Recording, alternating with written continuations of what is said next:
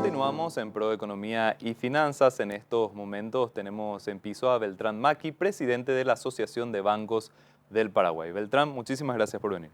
Muy buenos días, un especial saludo para la teleaudiencia. Beltrán, el año 2022 fue bastante complicado, sobre todo el primer semestre. Se tiene ahora un mejor panorama económico, pero fue un año difícil.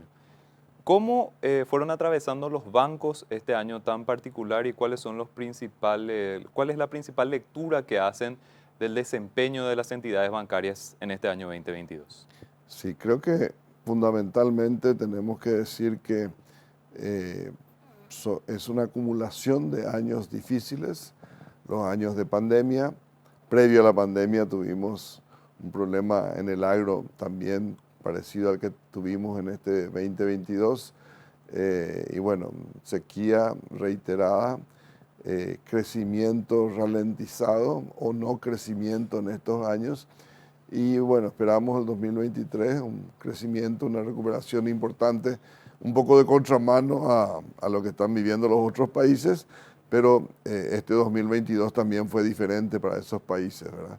Eh, en ese sentido, lo que hemos visto es que los bancos han ido acompañando las necesidades de los clientes, sobre todo en el sentido de refinanciar, reacomodar los vencimientos.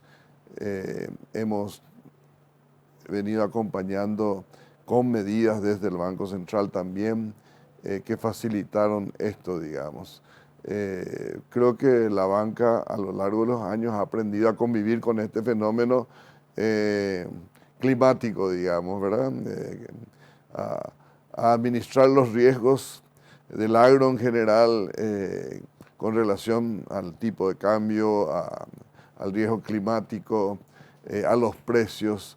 Hemos venido sorteando con esos sectores, digamos, yo creo que positivamente los años malos. En estos 3 años hay una acumulación de eventos que afectan no solamente a ese sector, sino fundamentalmente yo diría que hay un sector que ha quedado reducido con la salida de muchos operadores económicos pequeños, micro y pequeños, como efecto de la pandemia. Esos operadores tienen la capacidad de reinventarse, de empezar de vuelta otro emprendimiento, otro negocio. Entonces, en ese sector estamos viendo el 2023 como una oportunidad.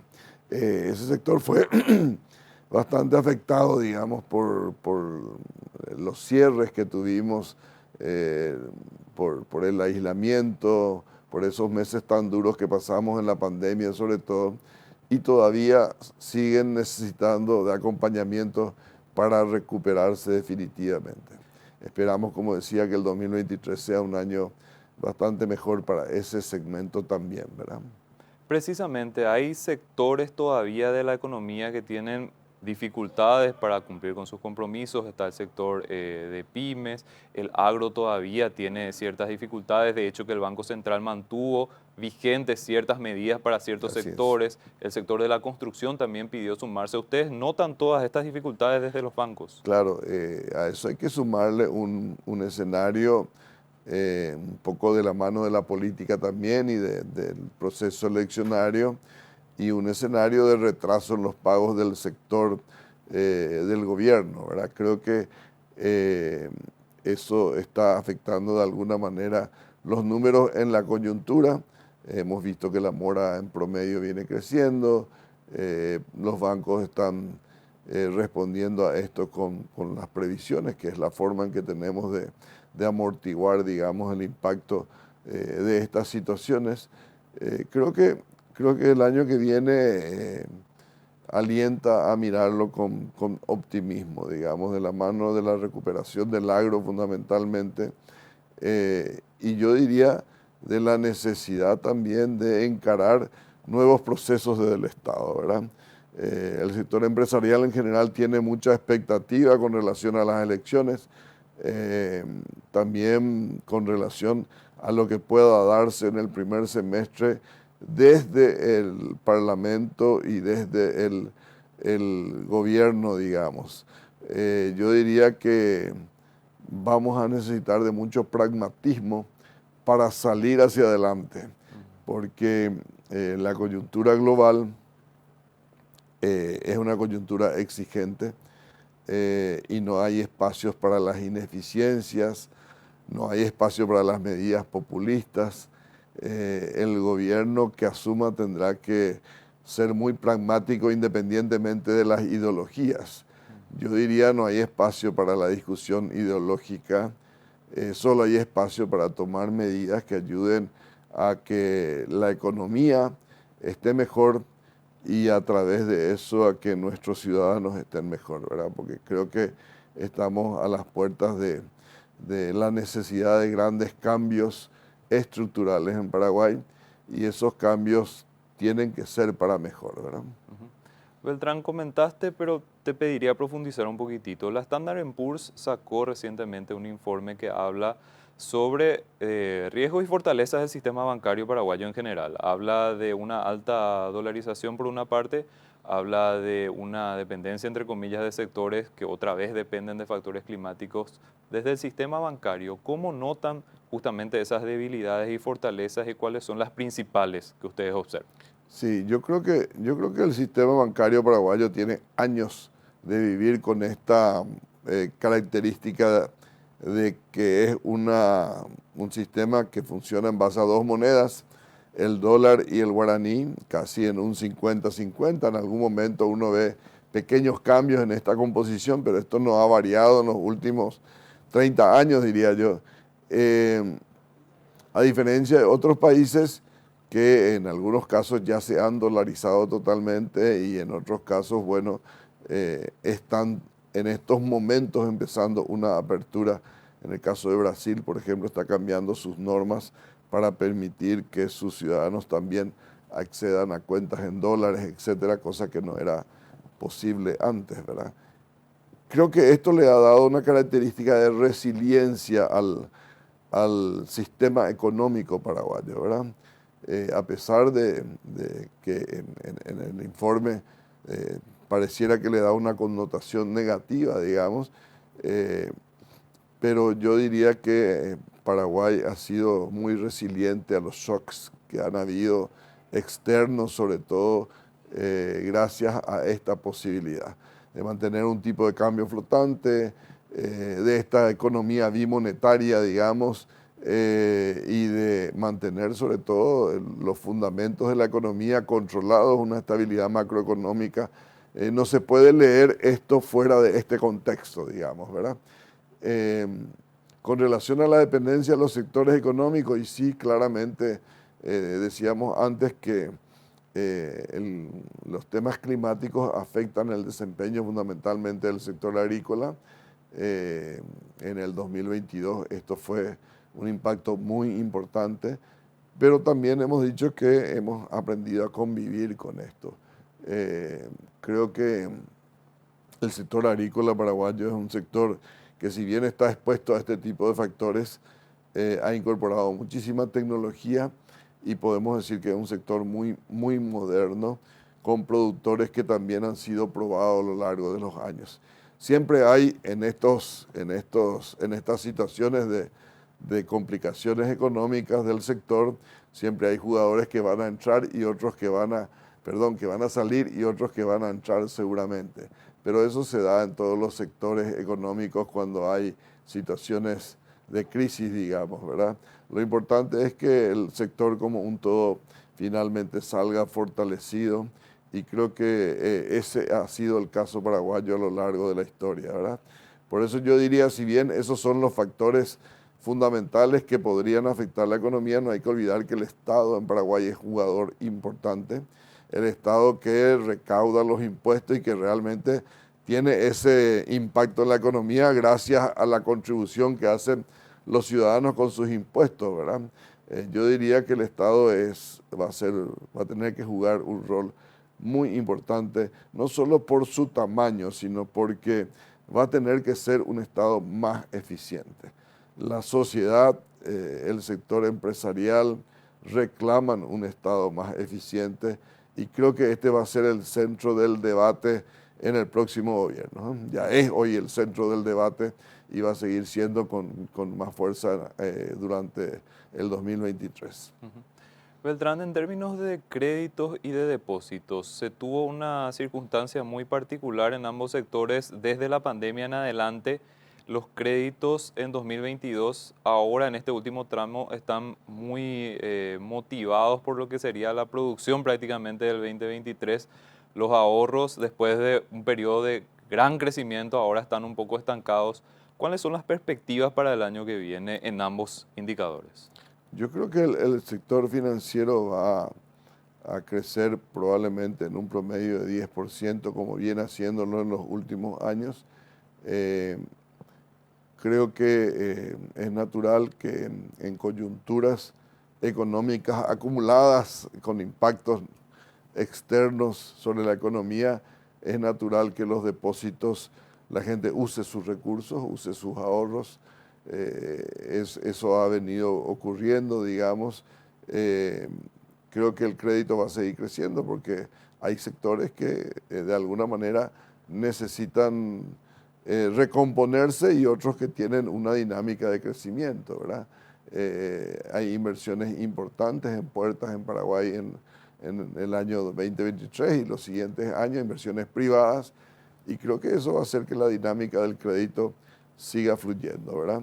Es cierto, hoy estamos impactados por niveles más altos de tasas de interés, no solamente locales, sino también las internacionales que afectan al financiamiento, sobre todo en moneda extranjera, en dólares, ¿verdad? Pero de todas maneras, yo decía que la economía paraguaya ha sido probada a lo largo de los años con este tipo de vaivenes y de ejercicios y creo que hemos logrado desarrollar esta capacidad de acomodarnos a distintas situaciones coyunturales, ¿verdad? Beltrán, te tocó estar al frente de la federación, de la FELABAM, Así que es. sería la institución regional de los bancos. ¿Cómo nos comparamos, teniendo en cuenta también esa experiencia al frente de la FELABAM, dentro de la región, el sistema bancario nacional dentro de la región? Somos pequeños, pero solventes, tenemos una posición relativamente privilegiada dentro de la región. ¿Cuál es tu lectura? ¿Cuál es tu análisis? Yo diría que el nivel de desarrollo que tiene el país, digamos, está acorde con el nivel de desarrollo de su sistema financiero en términos de tamaño con relación a la economía. Uno aspiraría, Paraguay viene en promedio alcanzando el 40% del producto en relación al tamaño de su sistema financiero, le hace bancos y financieras, digamos, ¿verdad? Porque hay diversos operadores que operan fuera de la regulación del Banco Central, ¿verdad? Eh, los países más desarrollados en Latinoamérica están a niveles que llegan al 70-80%. Evidentemente eso se logra con procesos de desarrollo mucho más eh, modernos, digamos, que los que Paraguay tiene. Por eso decía que el papel que el Estado va a tener que jugar va a ser muy importante, quizás sencillamente en dejar que el sistema privado sea el actor que nos lleve al mayor desarrollo, ¿verdad? Yo diría que en términos de inclusión financiera, Paraguay hoy tiene eh, un sistema financiero que ha venido desarrollándose y está al nivel de los países eh, que lideran, digamos, distintos aspectos. Hoy el sistema financiero apunta a la banca digital. Paraguay no tiene que envidiar mucho en este sentido a los países de la región. Quizás Brasil está liderando bastante con sus billeteras, sobre todo Pix, que es la billetera que se ha impuesto, una billetera lanzada desde el gobierno brasilero, tiene una penetración importante de sus servicios bancarios en todo el país. Quizás ese es un modelo a seguir porque no solamente son temas financieros, sino también es una decisión política del Estado de pagar todo, absolutamente todo a través del sistema financiero. En términos de acceso al crédito, Paraguay todavía tiene que hacer algunas reformas seguramente para alcanzar desde el sistema financiero formal a sectores de menores ingresos. Yo creo que esa es una cuenta pendiente de la banca y también de los reguladores, ¿verdad? Es una tarea que venimos conversando y que en algún momento tenemos que encarar las reformas que hagan posible que la mayor cantidad de paraguayos acceda a un financiamiento formal en la economía, ¿verdad? Tiene que ver también con la informalidad de nuestra economía, ¿verdad? Yo diría que en términos de modernidad de las normas, estamos bastante mejor que otros países que han tenido una intervención populista en la regulación de sus sistemas financieros en la región. Sabemos particularmente de cómo funciona la economía chilena. Bolivia nos escapa a esta intervención importante que decimos. Hay países que yo creo que lamentablemente ese tipo de intervenciones distorsionan el funcionamiento del sistema financiero y finalmente alejan de un estándar de desarrollo que venimos alcanzando los países, ¿verdad? Ujú. En cuanto a rentabilidad, el sistema paraguayo posterior a la pandemia tuvo un golpe fuerte. Hubo una cierta recomposición, pero tengo entendido de que estamos todavía por debajo de los niveles de prepandemia. ¿Hay una nueva realidad en este indicador, Beltrán, o hay una perspectiva de recuperación para los próximos años? Yo creo que es natural, como te decía, cómo enfrentamos los bancos las coyunturas negativas, digamos, con previsiones que permiten que esos créditos impagos sean, digamos, eh, cubiertos sin afectar la solvencia de la banca, ¿verdad? Entonces, necesariamente los bancos resignamos utilidades en favor de esto. En pandemia, además, los bancos hemos hecho un sacrificio aquí en Paraguay y en todo el mundo, condonando, quizá la palabra no sea condonando, trasladando vencimientos sin cargar intereses en muchos casos sobre esos vencimientos hacia adelante. Y ese es un sacrificio que ha hecho la banca de manera importante, aparte de reducir todo tipo de comisiones, en muchos casos incluso esto se ha establecido por la vía legal, ¿verdad? O sea que la banca realmente en pandemia ha tenido que ajustarse a la situación y buscar que sus clientes sobrevivan a ese impacto tan grande que fue el de la pandemia, ¿verdad? Ujú. Ese apoyo normativo que estabas comentando por parte del Estado para el crecimiento en los próximos años, ¿hay algo en particular que ustedes desde el sector bancario crean que sea fundamental trabajar para tener una mayor penetración del sistema bancario con los beneficios que plantea justamente la inclusión financiera, Beltrán? Sí, yo creo que Paraguay tiene desafíos claros en los temas que hacen al desarrollo y a la igualdad de oportunidades, ¿verdad? Todos vemos lo que está pasando con nuestro sistema de salud, todos sabemos lo que pasa con nuestro sistema educativo, todos sabemos lo que pasa con la seguridad o con la inseguridad, ¿verdad? A pesar del esfuerzo que hace la policía, la criminalidad va por delante casi siempre, a pesar de que Paraguay no tiene indicadores, los mayores indicadores de criminalidad con relación a la región. Sí, para el ciudadano común, cuando a uno le sucede un evento de esto, realmente la sensación es muy grande, pero de todas maneras hemos visto como el narcotráfico ha crecido. O sea, tenemos estas deudas, digamos, en general como tareas pendientes que hay que resolver desde el Estado y desde la ciudadanía, digamos, desde el sector privado también, ¿verdad? Pero sí, claramente el Estado tiene pendiente eh, mejorar las compras del Estado, reducir la corrupción. El Poder Judicial tiene la misión y el deber de terminar con la impunidad. Tenemos la urgente necesidad de una reforma en el servicio público y una modernización y digitalización de los servicios públicos en favor del ciudadano. No es posible que si yo necesito un permiso de menores, tenga que recurrir a un juzgado, pagar por ese servicio y nuevamente me ofrecen por X guaraníes conseguirme eh, las visaciones que tiene que tener en el Ministerio de Relaciones Exteriores, etcétera, como un servicio de un gestor, digamos.